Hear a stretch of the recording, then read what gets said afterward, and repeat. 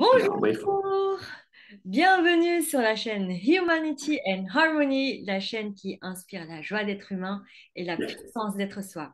Donc pour les personnes qui me découvrent, je suis Duong Vu, donc le D se prononce Z en fait, car je suis vietnamienne, et je suis une alchimiste des rejets et des blessures pour tomber en amour de soi et s'épanouir dans la vie.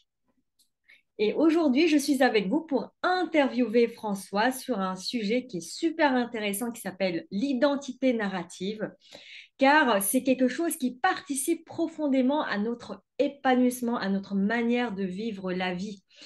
Souvenez-vous, en tout cas, c'est ce que je dis, que ce ne sont pas les résultats qui va déterminer notre bonheur, notre épanouissement, c'est notre manière d'accueillir en fait les choses, de voir les choses, de le ressentir qui fait qu'on se sent épanoui ou pas. Et donc, l'identité narrative fait partie de ça, mais nous allons en parler tout à l'heure. D'abord, j'aimerais qu'on fasse connaissance avec François. François, bonjour. Alors, bonjour Zong avec un Z. Donc, moi, je suis François avec un F. Ça se prononce François comme français. Donc, c'est la même chose. Donc, c'est plus facile. Donc, voilà. Donc, moi, je suis François. Alors, moi, je suis un spécialiste de la co-création de sens. C'est-à-dire que j'aime accompagner les personnes pour les aider à trouver du sens dans leur vie. Et puis quand on trouve du sens dans sa vie, eh bien, au fond, on vit beaucoup mieux et on verra tout à l'heure pourquoi, notamment l'identité narrative, c'est un des moyens en la renforçant, la restructurant, de vivre plus de sens, de donner plus de sens dans nos histoires de vie et donc de vivre mieux, plus joyeux, comme dirait Zong, voire même dans le bonheur, pourquoi pas. En tout cas, on peut espérer qu'on va s'approcher du bonheur. Voilà. Donc, ce que j'ai envie de faire aujourd'hui, bah, c'est de partager un petit peu ce que je sais de l'identité narrative sous la houlette de Zong. Merci François. Alors, je fais tourner la roulette. Et la première chose, le b.a.-ba, mais qu'est-ce que c'est l'identité narrative? Alors, l'identité narrative, c'est une idée assez simple au fond, c'est de dire que, en fait, nous sommes ce que nous racontons de nous. C'est en fait, qu'est-ce que je dis de moi? Qu'est-ce que je raconte de mes expériences de vie? Qu'est-ce que je raconte de ce que je fais? Eh bien, en fait, c'est pas seulement le témoin de ce qu'on vit vraiment, c'est plutôt, on va dire, une façon de vivre que de raconter notre histoire. Donc, c'est important de s'intéresser à l'identité narrative parce que c'est ce qu'on se dit chaque matin quand on se lève. Alors, c'est sûr, si je me dis chaque matin quand je me lève, en gros, je commence par me dire de toute façon, je suis un raté, j'ai une vie qui est pourrie, bah, ça va avoir une influence très puissante sur le reste de la journée, hein. Donc, on pourrait se dire, bah, il suffirait de se dire chaque matin dans le miroir, bah, je suis merveilleux, je suis beau, je suis magnifique. Alors, ça serait un changement d'identité narrative. Mais hélas, ça se fait pas comme ça. C'est-à-dire qu'en fait, on a une identité narrative, elle s'est stabilisée, structurée pendant de longues années. Elle prend souvent source, cette identité narrative, dans l'enfance. Et donc, la transformer, la changer pour lui donner une couleur plus positive, plus accueillante aux choses de la vie, comme disait Jean tout à l'heure, ben, c'est pas si facile que ça. Voilà.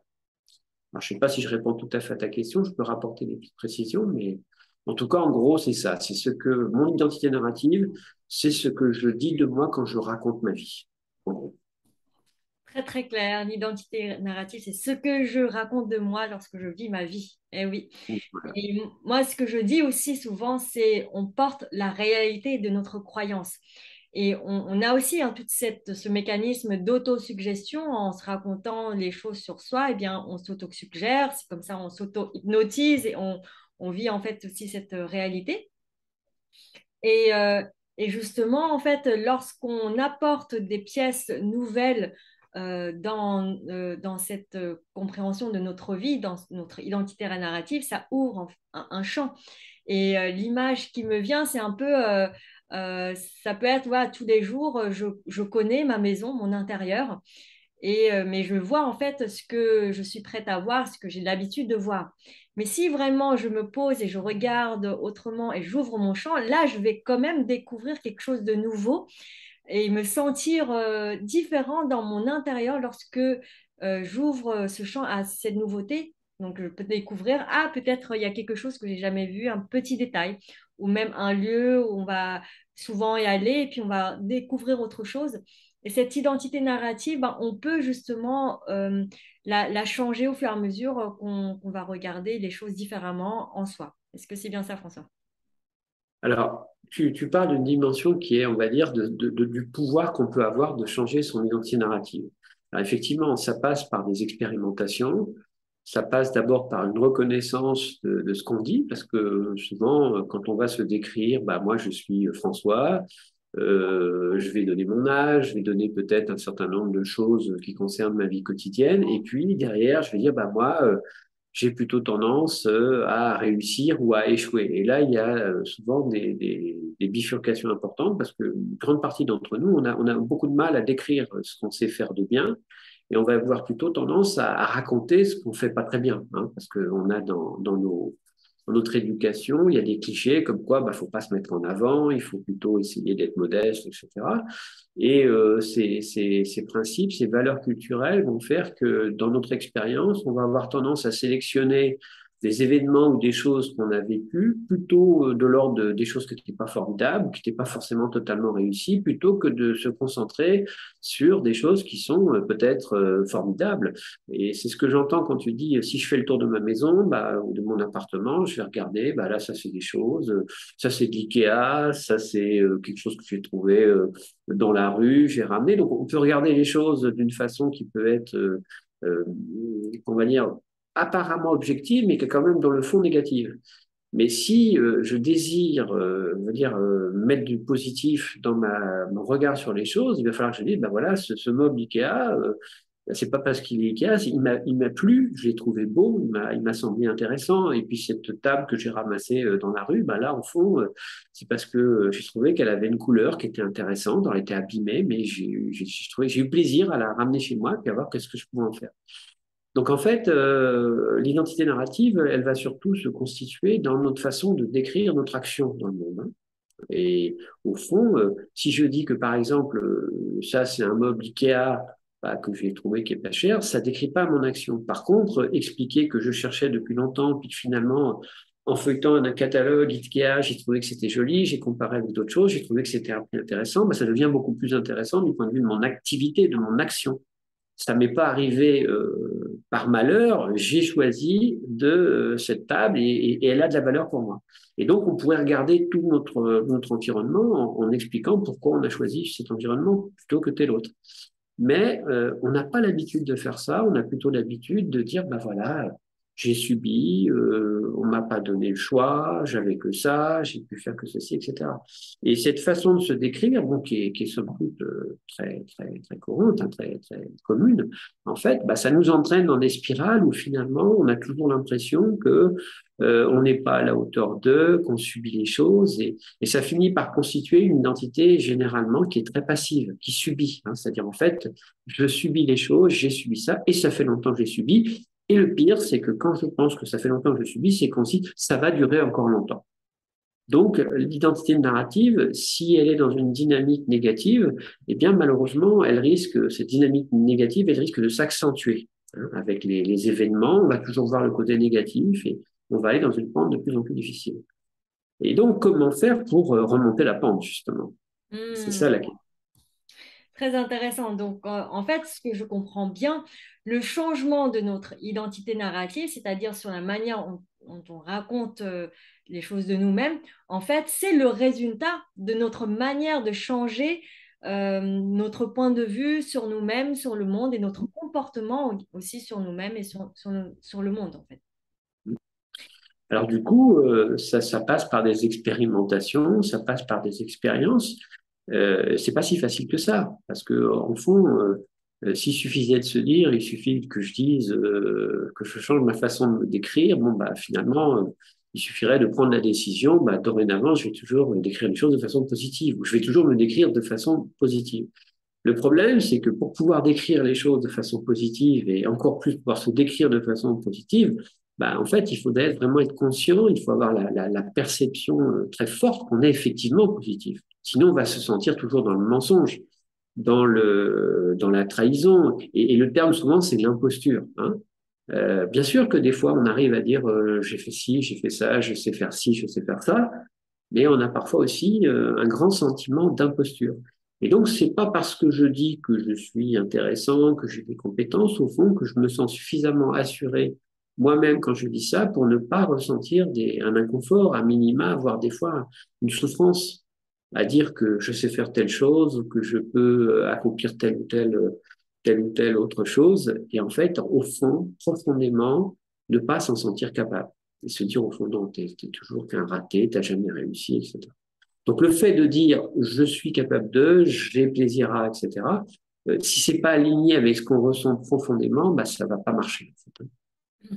Oui, et c'est quelque chose d'assez essentiel, c'est que comprendre et se dire les choses n'est pas suffisant, c'est que cette intégration soit alignée, arrive au niveau du corps. Donc, c'est pour ça qu'on a bien sûr la dimension mentale, ce que je pense, mes croyances, mais aussi la dimension émotionnelle et corporelle. Qu'est-ce que je fais en fait de tout ça? Et c'est ça qui crée la différence. Parce que moi, en fait, avant, je pensais, bah, c'est bon, je suis assez intelligente, j'ai compris. Et pourtant, toutes les problématiques sont toujours là parce que c'est pas descendu au niveau émotionnel. Je pourrais dire, bah oui, oui, je suis très fière de moi. Bon, voilà, j'ai fait prépa, j'ai vécu 20 ans en France, je parle super bien français. Mais on sent énergétiquement, émotionnellement, je suis pas là-dedans.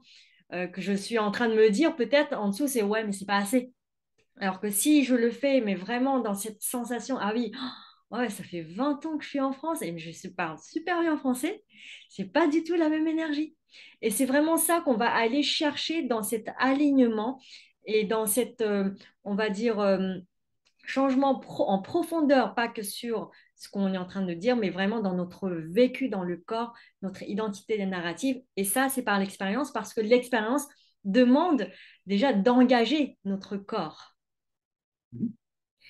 Et Moi, oui. vas-y, vas-y. Et justement, comment est-ce qu'on peut changer cette identité narrative à travers l'expérience? Bah, moi, je pense qu'il y a plusieurs façons de faire. Hein. Il y a probablement plusieurs chemins. Mais en tout cas, moi, ce qui me semble que le chemin le plus puissant et le plus efficace, c'est au fond d'arriver à intégrer au fond ce qui est la source de notre énergie, ce qui est la lumière hein, qu'on pourrait appeler, qui au fond existe en tout être. Parce qu'en fait, quand on travaille avec les gens sur leur identité narrative, on s'aperçoit qu'au-delà de toutes les choses négatives qu'ils peuvent dire sur eux-mêmes, alors, ces choses négatives qu'ils disent sur eux, c'est d'autant plus fort que souvent, ce sont des gens très proches qui leur ont dit. Hein. Ça peut être un parent, ça peut être des gens qui étaient dans leur proximité, ça peut être des enseignants, ça peut être des profs. Hein. Je ne jette pas la pierre aux enseignants. Mais combien de personnes vous diront que, bah voilà, un jour, mon enseignant a dit que j'étais un âne, et puis finalement, ça m'a beaucoup marqué. Alors, c'est pas simplement parce que l'enseignant a commis l'erreur de dire ça, c'est que simplement c'est venu renforcer, c'est venu ajouter une pierre supplémentaire sur une sorte d'idée que de toute façon, j'ai pas de valeur. Hein. Donc c'est très difficile de se débarrasser de ça et l'intention ne suffit pas.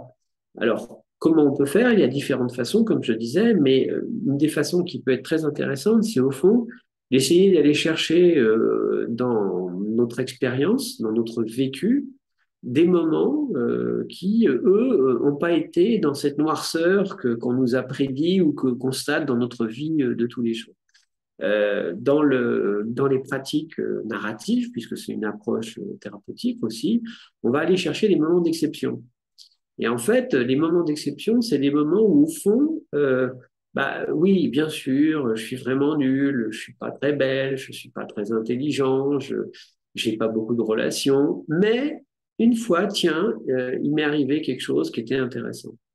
Et donc, c'est en allant chercher un peu ces moments qu'on va appeler des moments d'exception, hein, on va essayer justement d'entrevoir et d'apercevoir la lumière en fait qui brille hein, au fond de la personne, et qu'au fond, cette lumière, en fait, c'est celle-ci qu'elle pourrait amplifier, mais que la plupart du temps, elle n'arrive pas à amplifier parce qu'il y a tellement de zones noires, tellement de zones grises qu'au fond, c'est plus facile. On a pris l'habitude de dire tout ce qui était négatif, et finalement, ça évite surtout d'avoir de l'espoir de pouvoir changer. Donc, on va essayer de se focaliser là-dessus. Alors, c'est pareil, comment on fait? On peut faire pour aller chercher cette lumière, on peut parler, il y a des approches qui sont thérapeutiques, où ça va être des échanges, des dialogues. avec la personne par des interrogations et comment tu as fait ci, et puis voilà. Bon, ça, ce sont des méthodes qui ont de l'impact, mais ce qui peut être intéressant, c'est d'aller chercher, je dirais, comme tu disais, donc c'est vraiment au niveau du corps. Et pour aller chercher au niveau du corps, parce qu'au fond, c'est le corps qui contient cette énergie, de toute façon, hein, ou ce qui contient ces douleurs, au fond, qui nous empêchent d'accéder à notre capacité de bonheur, notre énergie positive, au fond, eh bien, il va falloir le mobiliser. Et ça, c'est pareil, il y a plusieurs façons de faire, mais une des façons qui est la plus puissante, c'est d'aider les personnes à incarner les personnages, par exemple. Des personnages avec lesquels on va trouver des affinités et qu'on va pouvoir déployer. Et sous ce masque des personnages, par exemple, on va pouvoir commencer à raconter quelque chose qui est beaucoup plus proche que de ce qu'on ressent. Protégé par le masque, on va dire protégé par le rôle, encouragé par les gens avec qui on peut interagir dans certains types de dispositifs qu'on peut mettre en place, eh bien, on va finir par prendre conscience, mais pas la conscience juste la connaissance, hein, c'est la conscience intégrale, c'est-à-dire celle du corps, hein, celle du cœur, celle de tous les ressentis énergétiques, qu'il y a une lumière et que cette lumière, quand je la laisse transpercer l'obscurité, les nuages dans lesquels on m'a souvent enfermé. Quand je dis on m'a, c'est beaucoup d'éléments qui ont constitué les événements, les personnes qui ont contribué à m'enfermer dans une sorte d'obscurité. Eh bien, comment faire percer ce voile d'obscurité?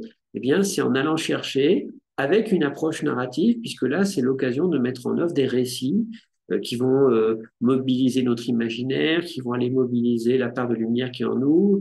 Euh, voilà, c'est un petit peu comme ça qu'on peut essayer de trouver une approche qui permette de sortir un peu des prises de conscience, comment dire, intellectuelles. Hein, dans des thérapies, on va dire traditionnelles, bah, au fond, vous discutez avec le thérapeute, au bout de 10 ans, on vous est d'accord, ça serait bien si vous disiez du bien de vous. Bon, et ça fait 10 ans qu'on en parle. Ça fait 10 ans que je fais des petits pas, que j'essaye. Alors qu'en réalité, il y a des possibilités de prise de conscience qui sont beaucoup plus puissantes. Et je sais que ça, c'est ce qui te mobilise particulièrement. Donc, Oui, François, tout à fait, parce que même avec mes clients, hein, généralement, c'est les personnes qui, bah, comme tu disais, qui se racontent, ah, je suis pas assez bonne. Il y a une forme de rigidité, de sévérité envers eux-mêmes, mais qui est tellement une habitude qu'ils s'en rendent même plus compte. Et moi, qui, comme je disais, je suis une alchimiste des blessures, des rejets. Pourquoi? Parce que moi-même, j'étais comme ça. Je me détestais, mais j'avais honte de moi ouais, je me mutilais même jusqu'au moment où je prends conscience que non, je choisis en fait de m'aimer et de me regarder, de m'accueillir avec beaucoup plus de douceur, de tolérance et d'encouragement. Et c'est-à-dire que dans ma tête, avant, je ne racontais pas tout cet encouragement pour moi, etc. Et donc, dans une séance avec moi, il suffit que le client vit une expérience autre qu'il a l'habitude de vivre et qui ressent, moi, mais c'est super cette expérience, c'est beaucoup de légèreté, beaucoup d'accueil et qui peut être réellement lui-même dans cet encouragement, dans cet accueil-là. Et c'est là qu'il va avoir envie, par cette nouvelle expérience, de la reproduire au fur et à mesure dans chacun de ses actes de sa vie. Et bien sûr, en revenant en fait dans l'accompagnement avec moi, je fais ce rappel-là. Et, et là, comme tu disais, ce qui est important et clé, c'est de vivre dans le corps, parce que c'est le corps qui est engagé dans l'expérience. Et également, il y a aussi le corps qui parle avec un langage, hein, symbolique.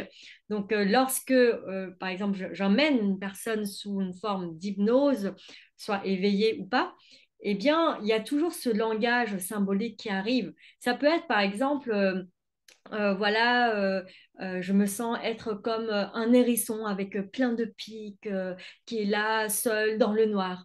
Et donc là, le fait de l'imaginer, le corps et le vie, puisque l'inconscient ne fait pas la différence entre le passé, le présent, l'imaginaire.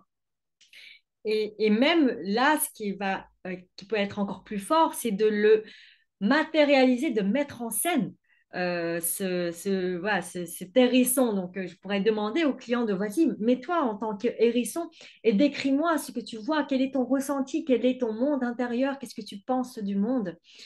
Et en fait, au fur et à mesure, on va, comme si on allait vivre ensemble un récit initiatique, un récit où ce petit hérisson devient héros et qui acquiert au fur et à mesure de nouvelles ressources, des nouveaux alliés qui va en fait venir l'aider. Ah ben, peut-être ça, il va demander de l'aide à la lumière qui l'accompagne. Voilà, qui va peut-être demander en fait à un oiseau qui le guide, qui le montre le chemin et que petit à petit, en fait, il va aller toucher le monde extérieur, peut-être une fleur qui est tellement doux, qui prend conscience qu'il n'a pas besoin d'utiliser ses pics pour se protéger et qu'il utilise ses pics pour se protéger parce qu'il a une expérience piquante. Or, dans le monde actuel, tout n'a pas d'épines. Et il y a des endroits où il y a des épines, il y a des endroits où il y a ce côté, mais très doux. Il y a des choses qui sont parfumées, mais il y a des choses qui peuvent attaquer le nez. Et en fait, c'est par l'expérience que ce petit hérisson, avec ses alliés, vont en fait apprendre à accueillir, à vivre en harmonie dans ce monde et que l'hérisson peut enfin en fait rentrer dans cette lumière sans piquer tout le monde et sans piquer. Alors, je vais rebondir un petit peu sur ce que tu disais parce qu'il y a un autre point qui est important. Il y a le processus thérapeutique quand on va travailler avec une personne en individuel, en face à face. Et puis, tu parlais d'alliés. Et un des grands leviers de transformation des personnes, en ce qui concerne notamment toute l'estime qu'ils ont d'eux-mêmes, c'est de pouvoir travailler ça dans le cadre d'un groupe. Pourquoi? Parce qu'en fait, le premier moment qui est important, c'est que souvent, on vit notre méchanceté, notre noirceur, notre incapacité, tout ce qui nous rend mauvais, comme étant quelque chose de personnel. C'est qu'on a l'impression qu'il y a au fond que dans le monde, plus mauvais, plus méchant, plus noir, il y a pas pire que nous. Et en fait, ce qui est intéressant quand on travaille en groupe, c'est un des premières prises de conscience, c'est qu'en fait, on n'est pas tout seul à avoir cette perception. Et ça, c'est extrêmement puissant de se rendre compte que quand on est dans un groupe dans lequel on partage cette souffrance, cette douleur avec d'autres, on partage cette expression de soi qui est toujours en identité négative, en identité narrative, où je raconte toujours ce qui est pas bon, ce qui fait mal, ce que je fais pas bien. On s'aperçoit que c'est un premier moment, c'est de s'apercevoir qu'on n'est pas seul. Et ça, c'est un moment fondamental parce qu'au fond, le fait de prendre conscience qu'on n'est pas seul, enfermé dans cette noirceur, dans cette solitude ignoble, c'est déjà un premier mouvement qui va permettre de faire que dans un groupe bienveillant qui accueille, qui s'est créé un cocon de bienveillance et d'amour, hein, on peut poser le terme au sens fort du terme, hein, un amour qui est ce qu'on appelle en général inconditionnel, c'est-à-dire de l'autre comme il est, avec des gens qui, au fond, ont la même problématique et qui vont se retrouver à avoir un regard d'amour bienveillant sur vous, eh bien, ça a un effet extrêmement puissant qui est à la fois pour la personne qui va être regardée comme ça, mais aussi qui est extrêmement puissant pour ceux qui regardent. Donc, il y a une réciprocité d'attention, de prise en compte de l'autre dans sa beauté, et ça, c'est extrêmement puissant. Je dirais même que c'est toujours beaucoup plus rapide qu'un travail en individuel. Parce qu'en fait, le fait de partager la souffrance, et d'ailleurs ça fait partie probablement de ton impact quand tu travailles en individuel, c'est que tu la connais, cette souffrance. Et c'est le fait d'avoir connu et même parfois encore de lutter contre cette souffrance qui va te permettre d'être en empathie avec ce que l'autre y ressent, de comprendre ce qu'il ressent, mais pas intellectuellement, pas abstraitement, mais dans ton corps. Et quand on fait un travail en groupe, qu'on se retrouve tous au fond avec cette même problématique et qu'on est capable de regarder l'autre en lui apportant la bienveillance dont on est capable, on s'aperçoit qu'on est capable de bienveillance pour l'autre, mais aussi pour soi. Et ça, c'est un processus de transformation qui est très fort parce que tu disais en commençant notre interview qu'au fond, c'est en fait la question de s'aimer soi-même. Mais pourquoi ne pas s'appuyer sur notre capacité à aimer les autres, du coup? Et souvent, quand on est dans une situation difficile, on se dit, bon, ben, moi, je suis vraiment une horreur, mais il y a des gens qui sont intéressants, il y a des gens qui sont brillants. Et donc, le travail, c'est d'arriver à retourner cette capacité de bienveillance vers soi. Et en groupe, comme chacun va jouer des rôles, on va être une fois le petit hérisson, une fois autre chose, à travers des fictions narratives, en fait, on peut arriver à se mettre dans des situations où on va partager des émotions à la fois de souffrance, mais aussi de bienveillance. Et il y a des échanges et on s'aperçoit qu'en fait, je peux tenir aussi dans une position de bienveillance par rapport à moi-même, puisque au fond, je sais le faire par rapport à d'autres. Voilà, je voulais un petit peu insister là-dessus parce que le processus est extrêmement puissant quand il se déroule dans un groupe où, dans ce groupe, en fait, les gens, justement, savent de quoi il en est, de quoi il retourne de cette souffrance. Parce que souvent, quand on explique à des personnes ce qu'on ressent, de se sentir un être mauvais, maléfique, nul, etc., bah, les gens vous disent, bah, c'est pas vrai, de toute façon, non, t'es pas si mauvaise que ça, t'es plutôt sympa, etc. Mais les gens ne perçoivent pas forcément quelle est la noirceur et la douleur dans laquelle on peut être plongé. Et du coup, ils vont vous dire, bah, allez, arrête de te plaindre, on va très vite tomber dans ce genre de choses. Bah, t'as qu'à, va faire un tour dehors, tu vois, il y a du soleil, les oiseaux chantent, au fond, pourquoi? Non, ça se fait pas juste par des incitations à changer de discours, hein. Donc, il faut qu'il y ait un processus qui soit extrêmement immersif, dans lequel à la fois le cœur, j'allais dire même aussi l'âme, hein, l'esprit, hein, on n'a pas évoqué ça encore, soit baigné dans une lumière qui vient des autres pour qu'on puisse comprendre au fond que si on arrive à percevoir la lumière des autres, c'est qu'au fond, il y a une lumière en nous. C'est parce que si je connaissais pas ce que c'est que la lumière, je ne pourrais pas la reconnaître chez les autres. Et donc, ça fait partie des processus. Hein, être capable de reconnaître la lumière chez les autres va me permettre de me dire au fond, il y a quelque chose qui brille de même ordre chez moi. Oui, et en plus, ça, c'est aussi l'effet miroir. Je vois aussi chez l'autre ce qui se trouve en moi. Donc, si je vois la lumière chez l'autre, c'est que cette lumière en moi demande à ce que je la reconnaisse, que je l'intègre. C'est au fond, je ne peux reconnaître que ce que je connais déjà. Enfin, ça, c'est une vieille idée, mais au fond, si la lumière, on la connaissait pas en soi, on ne pourrait pas l'identifier chez les autres. Donc, une première possibilité de prendre conscience qu'on est sensible à la lumière et que cette sensibilité, elle vient de notre propre lumière. En tout cas, c'est comme ça que moi, je vois le processus et que je trouve qu'on peut le décrire de façon Mm. assez imagée, assez illustrée pour pouvoir le comprendre et se mettre dans cette dynamique. Mm.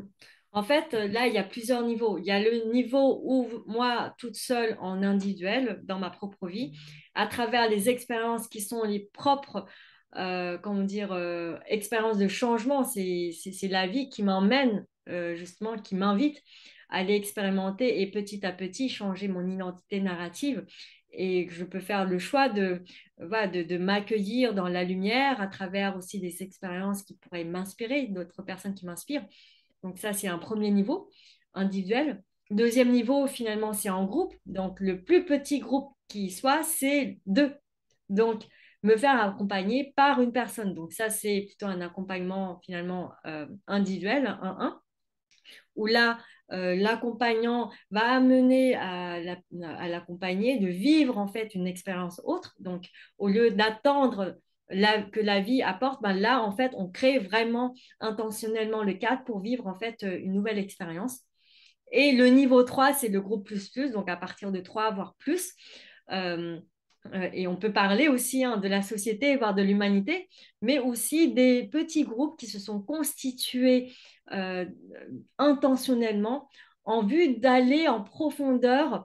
Et donc, le changement de l'identité narrative, c'est quelque part aussi le résultat de parce qu'on a, on a partagé cette souffrance, cette noirceur, mais aussi on a partagé notre lumière. Et là, c'est de l'expérience en groupe, comme tu disais, qui est très, très, très puissante parce que c'est l'énergie de un plus un qui est supérieure à 2, voire même supérieure à 3. C'est l'énergie voilà, du groupe, en fait, qui va permettre d'aller en profondeur parce qu'en plus, le groupe, il partage en plus toutes ces choses-là. Et donc, ensemble, c'est comme si nous, en aidant l'autre dans sa problématique, je m'aide moi-même également dans cette même problématique-là, même si je ne l'exprime pas, on va dire, d'une manière officielle, que moi aussi j'ai cette problématique-là. Parce qu'il y aura toujours une forme de résonance. Et c'est là où j'ai envie de venir sur notre collaboration, François, c'est par rapport à cette compréhension par rapport à notre passion on s'est mis ensemble pour designer, pour créer en fait un processus, c'est un processus énergétique, thérapeutique d'incarnation très puissant qui permet de reprendre toutes ces notions qu'on vient de vous présenter pour vraiment aller en profondeur dans ce changement d'identité narrative pour pouvoir renaître dans la lumière. Et ça s'appelle la constellation de renaissance. Est-ce que tu pourrais en dire quelques mots, François? Je voudrais en dire suffisamment pour donner envie aux gens de participer à cette constellation. Ce que je pourrais dire, c'est qu'en fait, l'idée, c'est que on parle de lumière depuis tout à l'heure, et c'est vrai que cette notion de lumière, elle est importante, et c'est pour ça que on a choisi le mot de constellation, hein, qui est déjà utilisé dans certains processus, mais bon, je pense que on a vraiment l'idée que c'est vraiment une constellation, c'est-à-dire qu'on a des étoiles en nous, elles ne sont pas toutes mortes.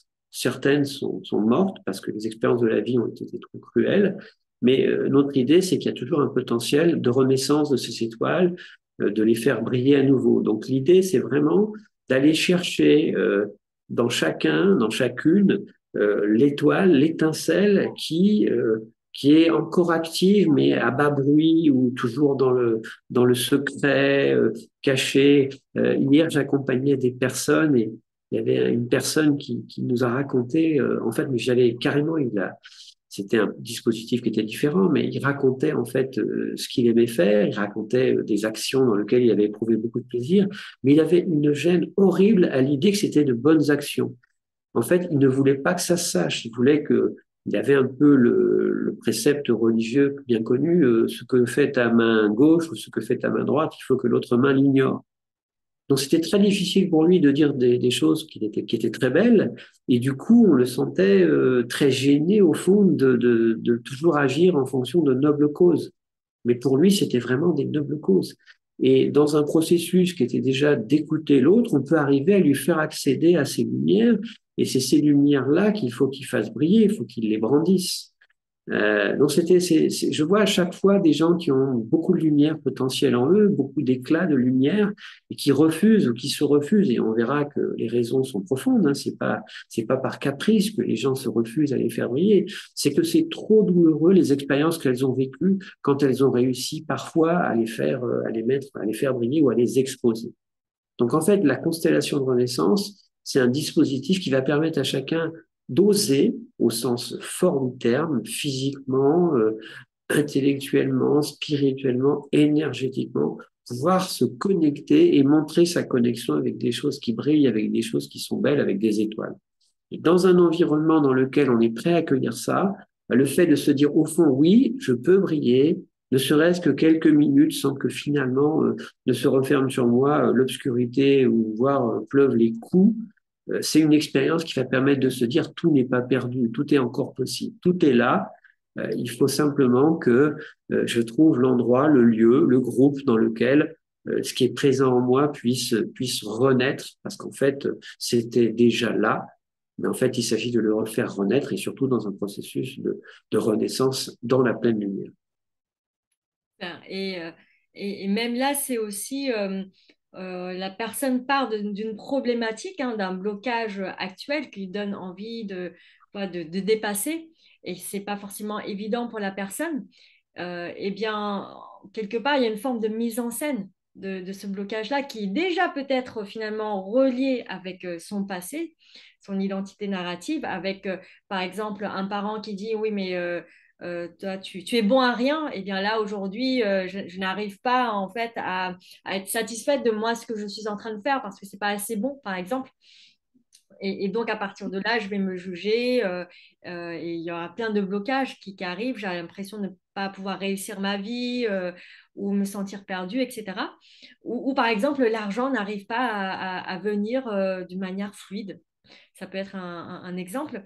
Eh bien, parce qu'on a commencé à mettre en scène le début de cette histoire. Et le début de l'histoire est toujours, ben, comme toute histoire qu'on regarde comme dans les films, il y a quelque chose qui pourrait être sombre à un moment donné et qu'à la fin, en fait, on amène dans un happy ending la fin en français, je sais pas comment on dit ça, une fin joyeuse, une fin lumineuse, euh, et que la personne vit vraiment tout ce processus, c'est ce chemin vers ce processus qui est transformateur. Et que la personne, en vivant ce chemin, va pouvoir en conscience intégrer ces nouvelles ressources qui lui ont permis cette transformation-là. Et là, on parle du vécu de la personne, de quelque chose que la personne a vécu, on peut dire, de douloureux. Peut-être que là, d'un point de vue adulte, la personne se dit, ben non, c'est rien, c'est normal. Mais elle a oublié que l'enfant qui a vécu cette expérience-là, peut-être que ça a été douloureux pour cet enfant-là, mais pas pour l'adulte. Et c'est parce qu'il y a la mémoire de cet enfant qui souffre encore, qui demande à être reconnu, à être réparé, que les blocages se manifestent pour dire, eh oh, toc, toc, toc, il y a ça à aller regarder. Et si je vais aller plus loin dans l'épigénétique, dans ce qu'on appelle le transgénérationnel, et la science a bien démontré que lorsque un parent, un ancêtre a vécu un événement traumatisant et qui, du coup, il a gardé cet événement dans son corps, en mémoire, hein, physiquement, et donc, en fait, les cellules, donc l'eau également, garde la mémoire, eh bien, ça va se transmettre de génération en génération. Et il y a un blocage qui se manifeste chez moi alors que je ne comprends pas pourquoi, puisque je pourrais dire que ma vie, c'était plutôt calme, j'ai eu des parents aimants et pourtant je ne comprends pas pourquoi est-ce que j'ai ce blocage-là, c'est incompréhensible. Parce qu'en fait, ça raconte ces mémoires engrammées dans notre physique venant de notre ancêtre.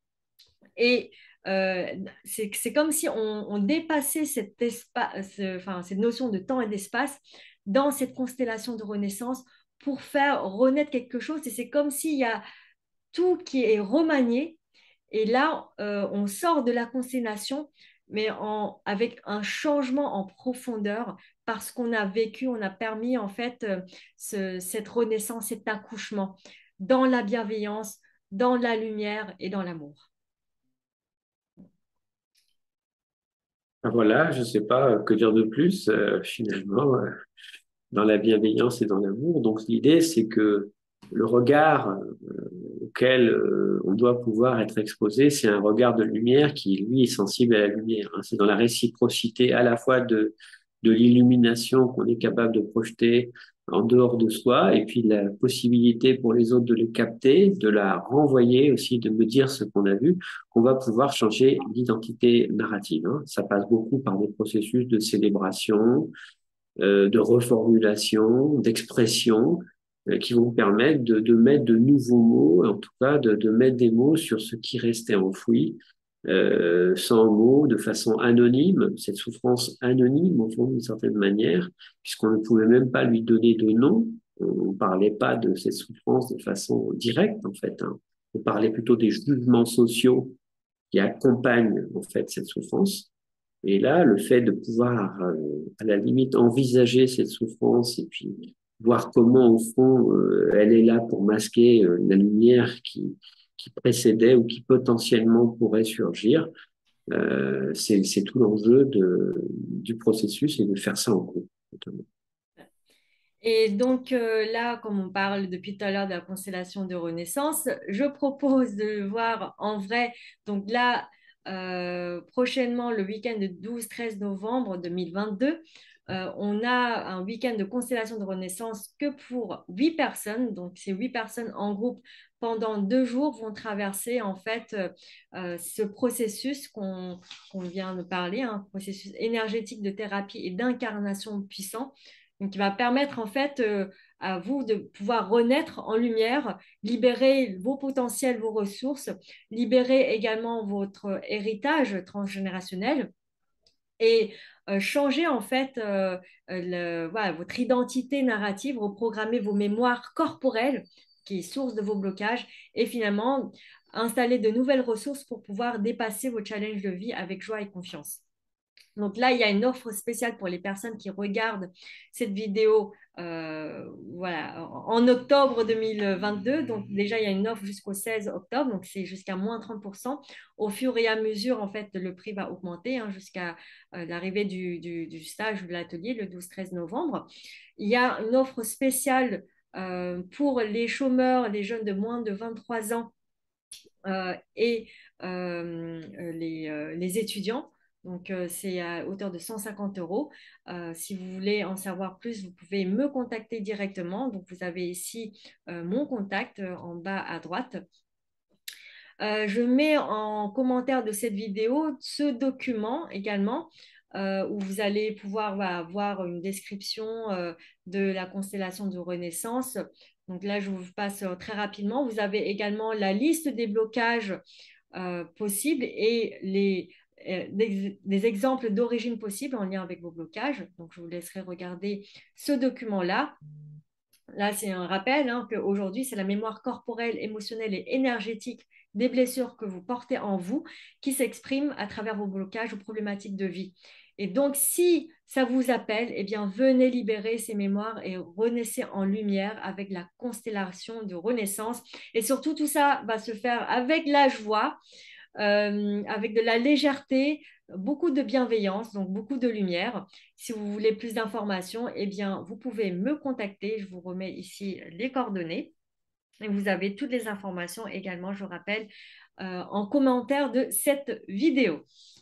Et bien sûr, si la date est dépassée, que vous découvrez cette vidéo un peu plus en retard par rapport à ce qui a été fait là, eh bien, contactez-moi quand même parce qu'on aura d'autres ateliers à proposer. Et puis, même dans mon actualité, dans mon accompagnement, peut-être qu'il y a quelque chose qui pourrait vous intéresser. Voilà. Donc, je propose qu'on rentre dans la conclusion. Qu'est-ce que tu as envie de dire au final? Moi, ce que j'avais envie de dire, c'est que, bon, du coup, les accompagnants de ces ateliers de constellation, bah, c'est Zong et moi-même. Et un truc qui me semble très important, c'est qu'on fait une possible d'accueil qui est très vaste, parce qu'en fait, vous aurez bien constaté que j'ai pas le même âge que Zong, que je suis pas du même genre que Zong, que j'ai pas la même expérience, que je n'ai pas qu'on n'est même pas issu de la même tradition culturelle. Et je pense que c'est ça qui peut faire quelque chose de très accueillant parce qu'en fait, on est ouvert à la diversité du monde, à la diversité des êtres, à la diversité des choses et surtout à la diversité des beautés que chacun d'entre vous peut recevoir. Et pour moi, pouvoir vous accueillir avec Zong, je pense que ça va être une expérience qui va être à la fois émouvante, belle et passionnante pour vous, mais également pour nous. Et c'est pour ça, parce qu'on est passionné de pouvoir se voir s'éveiller la lumière qui recèle en chacun de nous, qu'on va faire quelque chose dans lequel vous pourrez vous sentir bien et vous sentir renaître dans de bonnes conditions. Très belle conclusion, François, et j'ai envie de vous dire, hop, je voulais faire un partage, mais j'ai l'impression que ça ne marche pas là. Non, ça ne marche pas. Enfin, en tout cas, c'est pour vous remercier, hein. Euh, souvenez-vous que vous êtes votre plus cher enfant. Vous n'êtes pas votre pire ennemi, vous êtes votre plus cher enfant. Vous pouvez commencer déjà à changer cette identité narrative que vous racontez sur vous. Et connectez-vous en fait à la joie d'être humain et à la puissance d'être soi. Tombez en amour de soi. Et pour moi, cette constellation de renaissance, c'est un processus, un cadre, un espace-temps qui vous permet de vous déposer et de tomber en amour vers vous-même. Et c'est ça qui vous permet à vous de vivre avec l'épanouissement de la vie, avec votre lumière. Eh bien, je vous dis à très bientôt peut-être, avec plaisir d'être en contact avec vous et puis aussi avec François. Et je vous dis à très bientôt. Ciao, ciao. À Merci. bientôt.